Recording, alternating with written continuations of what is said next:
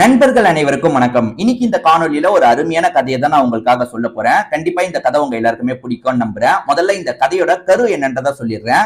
அர்ஜுன் அப்படின்ற ஒரு பையன் ஜெய்ப்பூர்ல வேலை பார்த்துட்டு இருக்கான். இவனோட மாமா ராஜஸ்தான்ல இருப்பாரு. அவரை போய் பார்க்கலான்ற மாதிரி இவனுமே பைக்ல டிராவல் பண்ணி வந்துட்டு இருக்கான். வெயில் பலமா அடிக்கிறதுனால ஒரு இடத்துல ஒதுங்குறான். அங்க ஒரு பொண்ணை பாக்குறான், பேசுறான், பழகுறான். ரெண்டு பேருக்குமே ஒருத்தர் பிடிக்குது. ஆனா இவங்க ரெண்டு பேரோட விஷயம் காதலா மாறி கல்யாணத்துல முடிஞ்சதா இல்லையான்னு சொல்றதுதான் மீதி கதை. கண்டிப்பா இந்த கதை உங்க எல்லாருக்குமே பிடிக்கும்னு நம்புறேன். ஏற்கனவே இதே மாதிரி நிறைய கதைகளை நம்ம போட்டிருக்கோம். அதெல்லாம் பார்க்கணும்னா நம்ம சேனலை சப்ஸ்கிரைப் பண்ணி வச்சுக்கோங்க.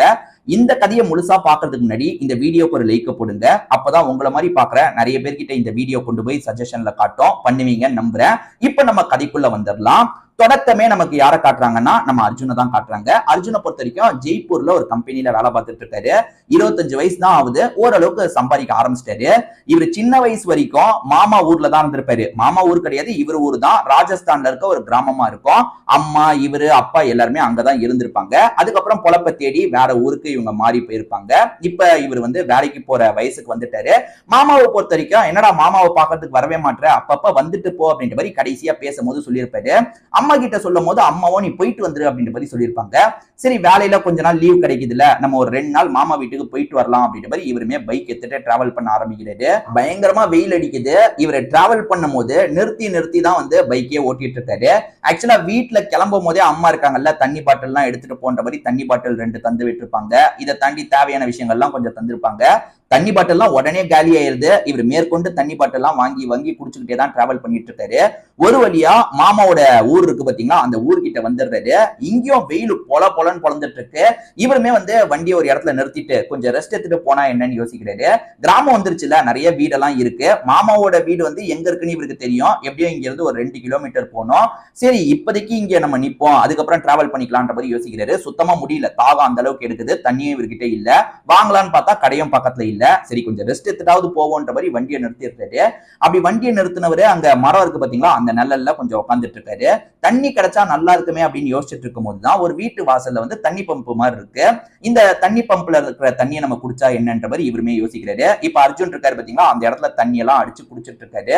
அப்பதான் அந்த வீட்டை நோக்கி நந்தினின்ற ஒரு பொண்ணு இருக்காங்க. இது நந்தினின்ற பொண்ணோட வீடு தான் போல. பேரண்ட்ஸ் வெளியூருக்கு போயிருப்பாங்க. இவங்க மட்டும் தான் இப்போதைக்கு வீட்டுல இருக்காங்க. வரவங்க இவர் யாரு, நம்ம வீட்டுல தண்ணி எல்லாம் குடிச்சிட்டு இருக்காரு, ஒருவேளை விருந்தாளி போல வந்திருக்காங்க போல அப்படின்ற மாதிரிலாம் நந்தினி யோசிக்கிறாங்க. வாங்கன்ற மாதிரி சொல்றாங்க. அர்ஜுனுக்கு ஒண்ணுமே புரியல. என்ன நம்மள வாங்கன்னு சொல்றாங்க, நம்மள இவங்களுக்கு தெரியுமா அப்படின்ற மாதிரிலாம் யோசிச்சுட்டு இருக்காரு. என்னங்க என்ன தெரியுமான்னு கேட்கும் போது, நீங்க விருந்தாளியா வந்திருக்கீங்களா, அப்பாவை பாக்குறதுக்காக வந்திருக்கீங்களான்னு கேக்குறாங்க. இல்லங்க நான் சாதாரணமா வெயிலோட தாக்கத்தினால இங்க ரெஸ்ட் எடுக்கலாம்னு இருந்தேன், அதனால தான் தண்ணி குடிக்கிறதுக்காக வந்தேன், மத்தபடி உங்க அப்பாவெல்லாம் எனக்கு தெரியாது அப்படின்னும் போது, அப்படியா சரி வாங்க இந்த வாசல்ல உட்காருங்கன்ற மாதிரி சொல்றாங்க. ஏன்னா வாசல்ல கொஞ்சம் அந்த வெயில் படாத அளவுக்கு கவரிங்லாம் இருக்கும். அந்த இடத்துல உட்காந்துக்கோங்க, ரெஸ்ட் எடுத்துக்கோங்க, போய்க்கோங்கன்ற மாதிரிலாம் சொல்றாங்க. இவருமே அவங்க கிட்ட பேசிக்கிட்டே வாசல் கிட்ட வந்துடுறாரு. ஏறக்குறைய இவருக்கு 25 வயசுனா அந்த பொண்ணுக்கு 23 வயசு இருக்கும். வயசு கரெக்ட் தான். அதாவது கல்யாண வயசுன்னு சொல்லுவாங்களா, அந்த மாதிரி தான் 2 பேருக்குமே இருக்கு. இவங்க 2 பேருமே சும்மா இருக்காம ஜென்ரலா பேசிக்க ஆரம்பிக்கிறாங்க. அதாவது இவரை பொறுத்த வரைக்கும் இவரோட கதையை சொல்றாரு. அது என்னன்னா பேரண்ட்ஸும் நானும் என்னோட இத்தனாவது வயசு வரைக்கும் இங்கதான் இருந்தோம், அதுக்கப்புறம் தான் கிளம்பி போனோன்ற மாதிரிலாம் சொல்றாரு. அப்படி சொல்லும் போது நான் இங்க இருக்க இந்த ஸ்கூல்ல தான் படிச்சேன்னு ஸ்கூல்ல சொல்றாரு. ஓஹோ நீங்க அந்த ஸ்கூல்ல தான் படிச்சீங்களா, நானுமே அந்த ஸ்கூல்ல தான் படிச்சேன்ற மாதிரி இவங்க சொல்றாங்க. இவங்களை பொறுத்த வரைக்கும் இப்ப என்ன பண்றதா இவர் கேட்கிறாரு. அதாவது என்ன வேலை பாக்குறீங்கன்னு கேட்கும் போது, இந்த கிராமத்திலேயே இருக்க ஒரு சின்ன கம்பெனில தான் இவங்க வேலை பார்த்துட்டு இருக்காங்க. கணக்கு எழுதுறதுன்னு சொல்லுவாங்கல்ல, அந்த வேலை தான் பார்த்துட்டு இருக்கிறதா சொல்றாங்க. நீங்க என்ன பண்றீங்கன்னு கேட்கும் போது, நான் ஜெய்ப்பூர்ல இருக்காங்க, ஜெய்ப்பூர்ல ஆபீஸ் ஒர்க் பண்ணிட்டு இருக்கேன். ஐடி கம்பெனின்னு சொல்ல முடியாது, அந்த பிபிஓ இருக்கு பாத்தீங்களா, அந்த மாதிரி ஒரு இடத்துல தான் வேலை பார்த்துட்டு இருக்கேன். இப்போ ஓரளவுக்கு சம்பளம் வருது, அடுத்தடுத்த லெவலுக்கு போனவங்க அப்படின்ற மாதிரிலாம் சொல்றாரு. இப்படி 2 பேருமே மணிக்கணக்கா பேசிட்டு இருக்காங்க. இந்த கிராமத்துல இவருக்கு சில நினைவுலாம் இருக்கும் பாத்தீங்களா, அதை பத்தி எல்லாம் இவர் சொல்லிட்டு இருக்காரு. இவங்களுமே கிராமத்துல சின்ன வயசுல எல்லாம் நல்லா இருந்தது, இப்ப வளர்ந்ததுக்கு அப்புறம் தான் எல்லாமே மாறின மாதிரியே இருக்கு அப்படின்ற மாதிரி இவங்களோட ஃபீலிங்லாம் இவங்க சொல்லிட்டு இருக்காங்க. அப்பாவை பொறுத்த வரைக்கும் ரொம்ப ஸ்ட்ரிக்ட் போல, அந்த பொண்ணோட நந்தினியோட அப்பாவை பொறுத்த வரைக்கும் ரொம்ப ஸ்ட்ரிக்ட் போல. ஏன்னா அப்பா இந்த வயசுக்கு மேலேயே வெளியே விளையாடுறதுக்கே அனுப்பல, நான் வந்து சின்ன வயசுல உங்களை மாதிரிலாம் விளையாடலன்ற மாதிரி சொல்றாங்க. ஏன்னா இவரை பொறுத்த வரைக்கும் நான் பயங்கரமா விளையாண்டேன், நான் சுத்தாத தெருவே கிடையாது அப்படின்ற மாதிரிலாம் சொல்லியிருப்பாரு. அதுக்கு நந்தினி இந்த மாதிரிலாம் சொல்றாங்க. சோ பேசிக்கிட்டே இருக்காங்க. 1 மணி நேரத்துக்கு மேல பேசிடுறாங்க. 2 பேருக்குமே ஒருத்தர் லைட்டா பிடிக்கவே ஆரம்பிச்சிருது. ஒரு ஸ்டேஜ்ல இவர் என்ன சொல்றாருன்னா, இங்க இருக்க என்னோட மாமா வீட்டுக்கு தான் நான் வந்திருக்கேன். என் மாமாவோட வீட்டுல வந்து மாமரம் நிறைய இருக்கு, அங்க காய்க்கிற பழம் அளவுக்கு டேஸ்ட் எதுவுமே வராதுங்க. நான் வந்து திரும்பி மாமா வீட்டுல இருந்து திரும்பி போகும்போது கண்டிப்பா உங்களை பாக்குறதுக்காக வரேன், உங்களுக்கு மாம்பழம் எல்லாம் தரேன்னும் போது நீங்க எப்ப வருவீங்கன்ற மாதிரி கேக்குறாங்க. காரணம் இவங்களோட அப்பா வரதுக்குள்ள வர சொல்லி சொல்றாங்க. காரணம் என்னன்னா, அப்பா ரொம்ப ஸ்ட்ரிக்டான டைப்பு போல. இந்த மாதிரி ஒரு பையன் கிட்ட பேசுறதெல்லாம் அப்பாக்கு தெரிஞ்சா ரொம்ப கோவப்படுவார் போல. அதை மனசுல வச்சுதான் இப்படி கேக்குறாங்க. நான் வந்து நாளைக்கு ஈவினிங் இங்க இருந்து கிளம்புற மாதிரி இருக்கும்னு சொல்லும் போது, நாளைக்கு ஈவினிங்னா வாங்க. அது வந்து இவங்க வந்து சாதாரணமா தான் சொல்றாங்க. அது என்னன்னு பாத்தீங்கன்னா, இப்படி வந்து சொல்லுவாங்க, ஆனா வந்து தந்துட்டுலாம் இருக்க மாட்டாங்க, அவங்க பாட்டுக்கு போயிடுவாங்கன்ற மாதிரி யோசிக்கிறாங்க. சரி நீங்க வந்து இந்த டைம் வரதா இருந்தா வாங்கன்ற மாதிரி இவர்கிட்ட சொன்னோன்னே இவருமே இவங்களுக்கு நன்றி எல்லாம் சொல்றாரு. அதாவது வந்து இவங்க வந்து உட்காந்துட்டு இருந்த டைம் டீ காஃபி எல்லாம் போட்டு எடுத்துட்டு வந்து தந்திருப்பாங்க, அதுக்காக இவங்க கிட்ட நன்றி எல்லாம் சொல்லிட்டு இருக்காரு. இப்போ ஒரு ஸ்டேஜ்ல பைக் எடுத்துட்டு கிளம்பிடுறாரு. இப்ப மாமா வீட்டுக்கு வந்து மாமாவெல்லாம் பாக்குறாரு. சந்தோஷமா மாமா ஃபேமிலி கூட டைம் எல்லாம் ஸ்பெண்ட் பண்ணிட்டு இருக்காரு. இவருக்கு வந்து ஞாபகம் எல்லாமே அவங்கள பத்தி தான் இருக்கு. ஏன்னா நந்தினியை இவருக்கு ரொம்பவே பிடிச்சிருது. அவங்க கிட்ட பேசினதை பத்தியே தான் இவர் திரும்ப திரும்ப யோசிச்சுட்டு இருக்காரு. மாமாவும் கிண்டலா கேக்குறாரு, என்னடா மாமாவை பாக்குறதுக்காக வந்துட்டு மாமா கிட்ட பேசவே மாட்டேற, எதையோ யோசிச்சுக்கிட்டே இருக்கியே, என்னதான் யோசிச்சுட்டு இருக்க, ஒருவேளை ஏதாவது ஆபீஸ்ல பொண்ணு கிண்ண லவ் பண்றியான்னும் போது, ஆபீஸ்ல எல்லாம் யாரையும் இல்ல மாமான்ற மாதிரி சொல்றாரு. ஆபீஸ்ல இல்லனா அப்ப இங்க யாரையாவது லவ் பண்றியா, வேற எங்கடா லவ் பண்ற, வீட்டுக்கிட்ட யாரையாவது லவ் பண்றியா அப்படின்ற மாதிரிலாம் மாமா கேட்டுட்டு இருக்காரு. அதெல்லாம் ஒண்ணும் இல்லைன்ற மாதிரி இவருமே சமாளிச்சிடுறாரு. அத்தையும் கேக்குறாங்க, அத்தைக்கிட்டையும் இவர் பயங்கரமா சமாளிச்சிடுறாரு. இவரோட மாமாவை பொறுத்த வரைக்கும் பொண்ணுங்கலாம் கிடையாது, பசங்க தான் இருப்பாங்க. அவங்களுமே வந்து இப்ப ஸ்கூல் படிக்கிற அளவுக்கு தான் பசங்க இருப்பாங்க. அவங்களுமே ஸ்கூலுக்கு போயிடுறாங்க. இவருமே வந்து மாமா கிட்ட கொஞ்ச நேரம் பேசிட்டு இருக்காரு. ஆனா இவரோட நினைப்பு எல்லாமே நந்தினியை பத்தி தான் யோசிச்சுட்டு இருக்கு. இப்ப மறுநாள் வந்து கிளம்பும் போது மாமாவே வந்து அவரோட வீட்டுல இருக்க மாம்பழத்தை எல்லாம் தந்துட்டு இருக்காரு. இந்த வாட்டி என்னன்னே தெரியல, சரியாவே காய்க்கல, ஏதோ கொஞ்சம் இப்படிதான் இருக்கு, அட்ஜஸ்ட் பண்ணிக்கோன்ற மாதிரி கொஞ்சம் ரொம்ப டேஸ்டான மாம்பழம்னு சொன்னாரு பாத்தீங்களா. அந்த பொண்ணு கிட்ட வந்து ரொம்ப டேஸ்டான மாம்பழமா இருக்கும்னு சொல்லியிருப்பாரு. ஆனா மாமா என்னன்னு தெரியல, இந்த வாட்டி சரியாவே இல்லைன்ற மாதிரி கொஞ்சம் பழங்கள் எல்லாம் இவருக்கு தந்துட்டு இருக்காரு. ஐயோ இந்த பழத்தை மட்டும் தந்தா செட் ஆகாதே, ஒன்னும் பிரச்சனை இல்ல, நம்ம விலை கொடுத்து கூட வாங்கிக்கலான்ற மாதிரி யோசிக்கிறாரு. இப்ப மாமா கிட்ட சொல்லிட்டு இவர் கிளம்புறாரு பாத்தீங்களா. அப்படி கிளம்பும் போது என்ன பண்றாருன்னா, இந்த நிறைய மாம்பழம் எல்லாம் விற்கிற மாதிரி கடை இருக்கும். அந்த கிராமத்துல வந்து நிறைய பேர் அந்த மாம்பழம் மரம் எல்லாம் வச்சிருக்காங்க, நல்ல ரேட்டுக்கு வித்துட்டு இருக்காங்க. இவருமே அதுல நல்லா காஸ்ட்லியான மாம்பழமா பார்த்து கொஞ்சம் வாங்கிக்கிறாரு. அவங்களுக்கு இதை தரலான்ற மாதிரி யோசிக்கிறாரு. இப்ப அதெல்லாம் வாங்கினவரு கிளம்பி இவங்க வீட்டுக்கிட்ட வந்துடுறாரு. இவங்களுமே அவர் வருவாரா மாட்டாரான்ற மாதிரி தான் யோசிச்சுட்டு இருக்காங்க. அவர் வரதா சொன்னாரு, ஆனா பொதுவா அப்படி சொல்றதுதான், அதாவது நான் வரும்போது எடுத்துட்டு வந்து தரங்கன்னு சொல்றதுதான், யாரும் செய்ய மாட்டாங்க அப்படின்ற மாதிரி யோசிச்சுட்டு இருக்கும் போது இவர் சட்டுன்னு வந்து நின்னோன்னா அவங்க ரொம்ப ஆச்சரியப்படுறாங்க. என்ன நீங்க வந்துட்டீங்கன்னு கேட்கும் போது, எங்க வரதா சொன்னல, எப்படி வராம இருப்பேன், உங்களுக்காக மாம்பழம் எல்லாம் கூட எடுத்துட்டு வந்திருக்கன்ற மாதிரி வேக வேகமா எடுத்து தந்துட்டு இருக்காரு. இவங்களுமே ரொம்ப ஆச்சரியப்படுறாங்க. அவர்கிட்ட இருந்து மாம்பழத்தை எல்லாம் வாங்குறாங்க. சாப்பிட்டு பாருங்க அப்படின்ற மாதிரி சொல்லும் போது, இருங்க கட் பண்ணி எடுத்துட்டு வரேன்ற மாதிரி அவங்க கட் பண்ணி எடுத்துட்டு வராங்க. 2 பேருமே சேர்ந்த மாதிரி மாம்பழத்தை சாப்பிடுறாங்க. இப்ப மேற்கொண்டு இவங்க நிறைய விஷயங்களை பேசிக்க ஆரம்பிக்கிறாங்க. அது என்னன்னா வந்து, ஏற்கனவே வந்து 1 மணி நேரம் எப்படி பேசினாங்கன்னு தெரியாம போச்சு பாத்தீங்களா. அந்த மாதிரி இவரும் நிறைய விஷயத்த பத்தி கேட்கிறாரு.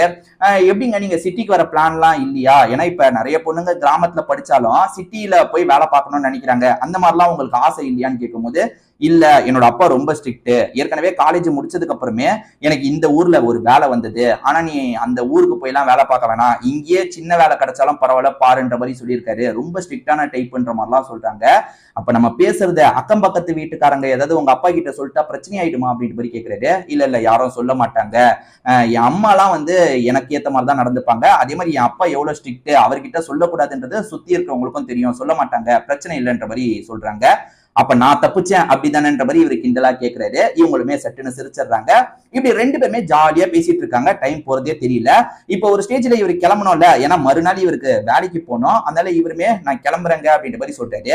அப்படி சொன்னவர் என்ன பண்றாருன்னா, இவரோட நம்பரை ஒரு பேப்பர்ல வேகமா எழுதுறாரு. இதான் என் நம்பரு, உங்க நம்பரை நீங்க விருப்பப்பட்டா தரலான்னும் போது, என்கிட்ட போன் கிடையாது, தனிப்பட்ட முறையில போன் கிடையாது, ஆனா நிச்சயமா எப்படியாவது உங்களுக்கு நான் கால் பண்றேன் அப்படின்ற மாதிரி சொன்னோன்னே இவருமே உள்ளுக்குள்ள சந்தோஷப்படுறாரு. அது என்னன்னா, இவருக்கு அந்த பொண்ணை ரொம்பவே பிடிச்சிருச்சு, அந்த பொண்ணுக்குமே இவரை ரொம்பவே பிடிச்சிருச்சு. ஆனா ஃபர்தரா வந்து நேரடியா உடனே சொல்லிட முடியாது இல்ல, போன்ல கொஞ்சம் கொஞ்சமா பேசலாம், அதுக்கப்புறம் ஒரு முடிவு எடுத்துக்கலான்ற மாதிரி 2 பேருமே இருக்காங்க. இவர் இப்ப நம்பரை தந்துட்டார்ல, சரி அவங்க கால் பண்ணட்டும் அப்படின்ற மாதிரி இவரோட ஊருக்கு வந்துடுறாரு. இவர் எப்பவுமே போல வேலை எல்லாம் பார்த்துட்டு இருக்காரு. பேரண்ட்ஸ் வந்து மாமா வீட்டுக்கு போனியே என்ன பண்ண அப்படின்ற மாதிரிலாம் கேட்கும் போது கூட இவரோட கவனம் எல்லாமே நந்தினியை பத்தி தான் யோசிச்சுட்டு இருக்கு. அதே மாதிரி ஆபீஸ்ல வேலை பார்க்கும் போது நந்தினியை பத்தி யோசிச்சுட்டு இருக்காரு. ஒரு நாளாவது 2 நாளாவது 3 நாளாவது இவர் செம்ம அப்செட். என்ன அப்செட்னா வந்து நம்ம வந்து நம்பரை தந்தோம், அவ கால் பண்ணிருக்கலாம்ல, கால் பண்ணலையே, அப்படி கால் பண்ணலன்னா அவளுக்கு நம்மள அந்த அளவுக்கு பிடிக்கலையா அப்படின்ற மாதிரி இவருக்கு தோண ஆரம்பிக்குது. இல்ல அவளுக்கு பிடிச்சது, அவளுக்கு வேற ஏதோ சூழ்நிலை போல, அதனாலதான் கால் பண்ண முடியல போல அப்படின்ற மாதிரி இவரே சமாதானப்படுத்திட்டு இருக்காரு. இப்படியே நாட்கள் ஓடிட்டு இருக்கு. ரொம்ப வெறுமையா போகுது. அதாவது வந்து இப்ப வந்து வேலையே பெருசா இவருக்கு ஓட மாட்டேங்குது. நந்தினியை பத்தியே தான் யோசிச்சுட்டு இருக்காரு. நந்தினி அந்த அளவுக்கு இவருக்கு பிடிச்சிருச்சு போல. ஒரு ஸ்டேஜ்ல ஏறக்குறைய வந்து ஒரு வாரத்துக்கு மேல போயிருது. அப்பதான் வந்து அன்னோன் நம்பர்ல இருந்து கால் வருது. இது நந்தினியா இருக்கணும்ன்ற மாதிரி இவர் அட்டன் பண்ணி பேசுறாரு. ஆனா நந்தினி கிடையாது, வேற ஒரு கால் தான் வருது. என்னடா ஒரு வாரம் கழிச்சு ஒரு கால் வந்தது, அதுவும் நந்தினியோட கால் இல்லையான்ற மாதிரி இவர் ரொம்ப ஃபீல் பண்ணிட்டு இருக்காரு. அப்படியே ஓடுது. இவருமே வந்து நந்தினியோட ஞாபகம் அடிக்கடி வந்துட்டு இருந்தது பாத்தீங்களா, அதெல்லாம் குறைய ஆரம்பிச்சிருது. இப்பயும் வந்து நந்தினியை மறக்க முடியல, ஞாபகம் வந்துட்டு தான் இருக்கு. ஆனா ஒரு மாசம் ஓடினதுக்கு அப்புறம் அந்த ஞாபகம் எல்லாம் ரொம்பவே குறைஞ்சிருது. இவருமே இவரோட ரொட்டீனுக்கு மாற ஆரம்பிச்சிட்டாரு. இதெல்லாம் வந்து ஒரு நாள் அட்ராக்ஷன் தான் போல, அந்த பொண்ணுக்கு அந்த அளவுக்கு நம்மள பிடிக்கல போல, ஏன்னா பிடிச்சிருந்தா கால் பண்ணிருப்பால அப்படின்ற மாதிரி இவரே வந்து மனசெல்லாம் சமாதானப்படுத்திக்கிறாரு. அப்ப ஒரு மாசம் கழிச்சு ஒரு கால் வருது. அன்னோன் நம்பர் தான். ஒருவேளை நந்தினியா இருக்குமான்னு யோசிச்சுக்கிட்டே எடுக்கும் போது நந்தினி தான் எதிர் சைடு பேசுறாங்க. சாரி, ரொம்ப லேட் ஆயிருச்சு, நான் வந்து கஷ்டப்பட்டு ஏற்பாடு பண்ணி போன் பண்றதுக்குள்ள கொஞ்சம் லேட் ஆயிருச்சு, சாரி அப்படின்ற மாதிரிலாம் சொல்லும் போது, பரவாயில்ல இருக்கட்டும், இப்ப எப்படிங்க போன் கிடைச்சதுன்னும் போது இவங்களுமே எப்படி போன் எல்லாம் கிடைச்சது அப்படின்றத சொல்றாங்க. அப்பாவுக்கு பயந்து தான் என்னால பண்ண முடியாம போயிருச்சு அப்படின்ற மாதிரி சொல்றாங்க.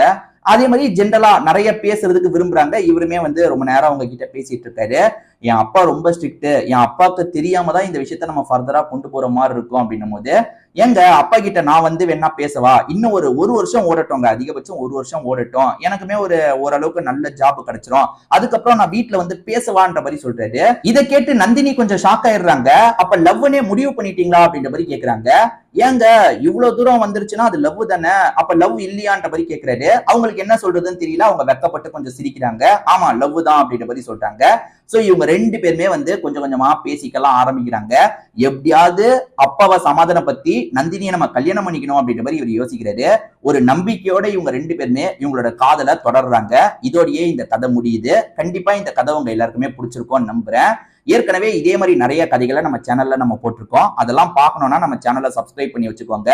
இந்த கதை உங்களுக்கு பிடிச்சிருந்ததுன்னா இந்த வீடியோக்கு ஒரு லைக் போடுங்க.